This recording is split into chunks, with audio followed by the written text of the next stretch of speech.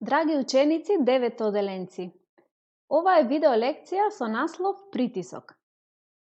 Предлагам внимателно да ја проследите, по потреба паузирајте и запишете си ги клучните информации. Се надевам дека ќе го задржам вашето внимание, со цел да научите каде во секојдневието се среќава притисокот. Што е притисок? На кој начин притисокот може да се зголеми или да се намали? И каде големиот и малиот притисок имаат практична примена? Па да започнеме. Која е вашата прва асоциација за притисок?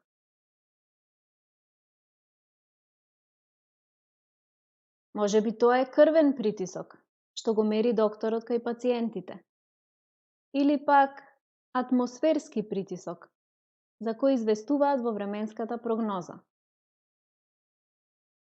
Во секојдневниот живот често го среќаваме зборот притисок. Веројатно сте слушнале некој да каже дека снегот врши голем притисок врз покривот или водата во чешмата нема доволно притисок. Иако притисокот може да се сретне кај сите агрегатни состојби, во оваа лекција ќе разгледуваме примери само за притисок кај тврдите тела.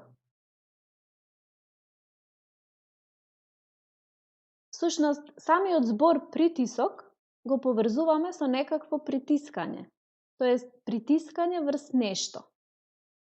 Например, ногата од возачот притиска на кочницата. Човекот со својата тежина притиска на фотелјата. Со моливот притискаме на хартијата додека пишуваме. Мостот притиска на тлото од земјата, прстите притискаат на тастатурата и така натаму, притисокот е на секој чекор од нашето секојдневие. Ако површината врз која се притиска е мека, може да се забележи дека таа се деформира. Но како физиката го објаснува поимот притисок? Кога едно тело дејствува на друго тело, така што меѓу нив постои допирна површина,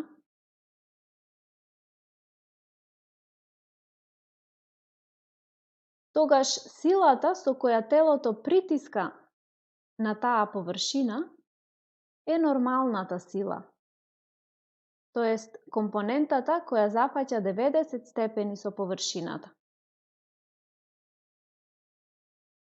Но внимавајте, силата која притиска и притисокот се две различни физички величини. Тогаш, што е притисок? Да ги разгледаме следните примери. За да се закова во парчето дрво, клинецот се поставува вака, нели? А ако се заврти со главата надолу и се удира со чеканот врз него со истата сила, тој нема да може да се закова во дрвото. Или, ако сакате да пресечете домат, тоа може многу лесно да го направите со нож. Но наместо нож, да речеме, да го користите прстот од раката. И при тоа да приложите иста сила колку и претходно, дури и поголема. Пак нема да може да го пресечете доматот. Но зошто не може? Нели се притиска со истата сила? Предпоставувам, може да речете, па добро, ножот е многу остар, а нашите прсти не се. Или во претходниот пример, дека клинецот може да се закова, бидејќи врвот му е шилест. Навистина е така. А тоа значи дека важна е допирната површина, освен силата што притиска. Но зошто? Ајде да разгледаме уште еднаш, малку подетално. Независно дали клинецот се поставува со главата нагоре или надолу, ако се удира со чеканот со истата сила, со таа иста сила, тие ќе дејствуваат на парчето дрво. Но, овде, бидејќи е многу шилесто, допирната површина е многу мала. Како резултат на тоа, целата сила се концентрира на таа мала површина.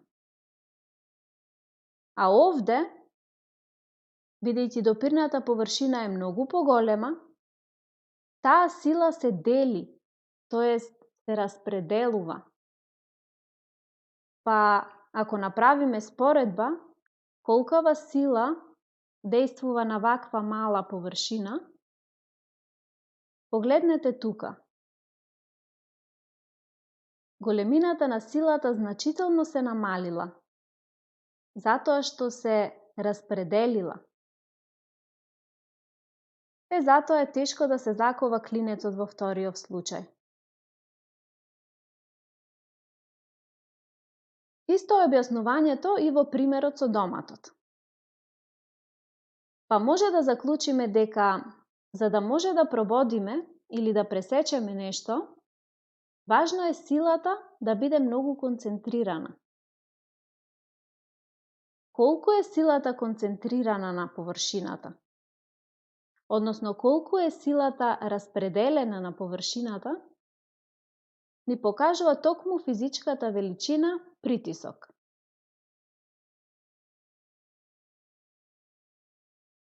Притисокот се дефинира како физичка величина која опишува колкава сила дејствува нормално на единица плоштина од површината. Ознака за притисок е латинската буква П, а мерна единица за притисок во ЕСИ системот е паскал.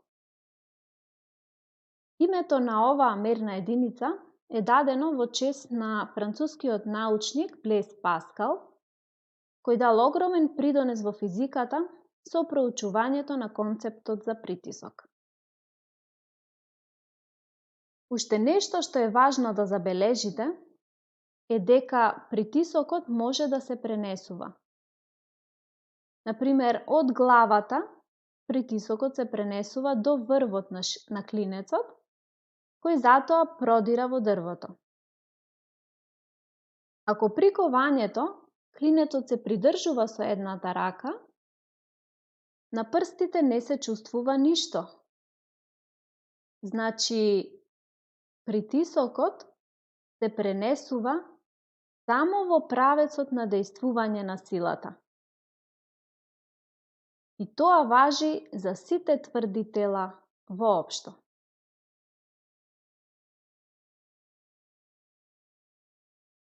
Како силата влијае на притисокот? Следете внимателно. Врз една сунгереста површина ќе поставам штичка со заковани клинци.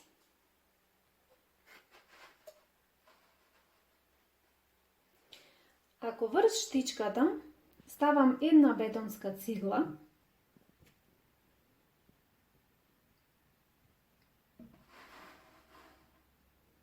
клинците потонаат до известна длабочина. Значи, под дејство на тежината од циглата, се создаде известен притисок. Ако сега ставам уште една бетонска цигла, односно дејствувам со поголема сила,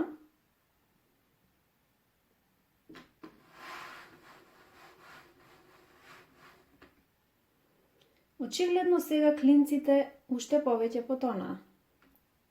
Тоа е така, бидејќи се создаде поголем притисок. При тоа, забележете дека допирната површина не ја променив, односно клинците не ги поставив да лежат на нивните пошироки краеви.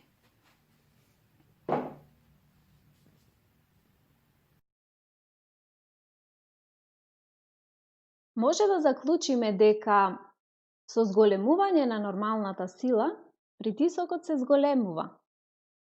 И обратно, со намалување на нормалната сила, притисокот се намалува. При тоа, големината на допирната површина треба да остане иста. Затоа и возрасен човек, кога ќе стапне на лего коцка, чувствува многу повеќе болка отколку мало дете.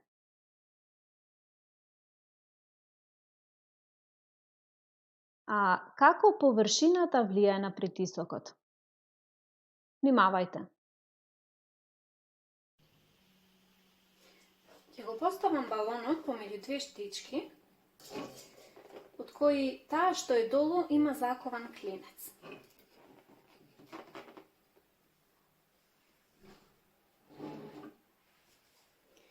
Ако врз штичката ставам бетонска цигла, очекувано беше балонот да пукне.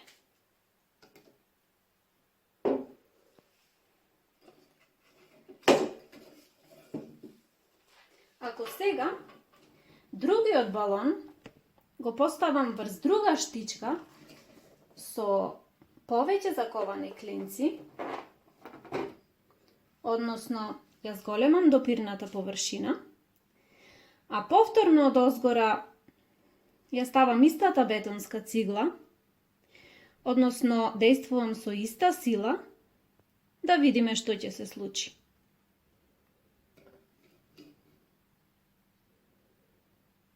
Балонот не пука, бидејќи притисокот е многу помал од претходно. Заклучуваме дека со зголемување на допирната површина, притисокот се намалува. А со намалување на допирната површина, притисокот се зголемува. При тоа, големината на нормалната сила треба да остане иста. Затоа и балерината, кога се подига на своите прсти, на нив чувствува зголемен притисок. Во секојдневната пракса, некогаш е потребно да се зголеми, а некогаш да се намали притисокот. Голем притисок може да се постигне со мала допирна површина. Затоа и клинецот, иглата и сличните шилести предмети може лесно да продираат. Додека пак ножот, ножиците и другите остри алати може лесно да сечат. Што мислите? Зошто фудбалерите носат патики со крампони?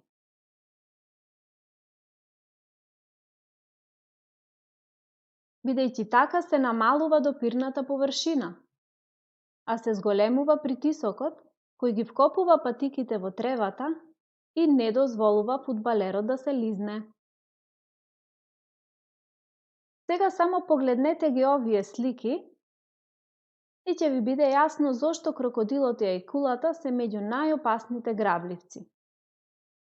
Комбинацијата од јаки вилици, односно голема сила, и остри заби, тоест мала површина, овозможуваат лесно зграпчување на пленот.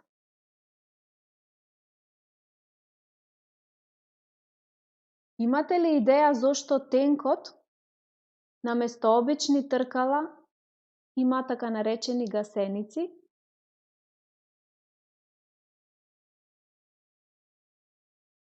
Одговорот е за да се намали притисокот врз тлото.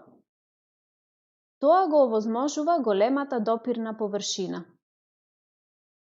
Воспротивно, поради фактот што тенкот има огромна маса, тој тешко би се движел, бидејќи би пропаѓал на патот. Слично, за да не пропаднат шините во земјата додека поминува возот, под нив се поставуваат попречни прагови, што ќе ја зголемат допирната површина, тоест ќе го намалат притисокот. За да не пропаѓа при движењето по песокот во пустината, Камилата има широки стапала.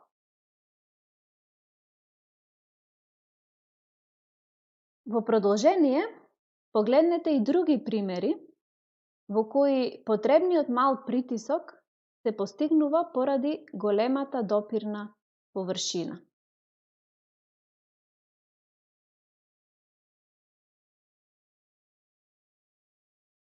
И со нив ја заокружуваме оваа наставна содржина. Драги ученици, за да ги утврдите знаењата, важно е самостојно да се обидете да одговорите на барањата од домашната работа. Може и да направите избор помеѓу понудените нивоа.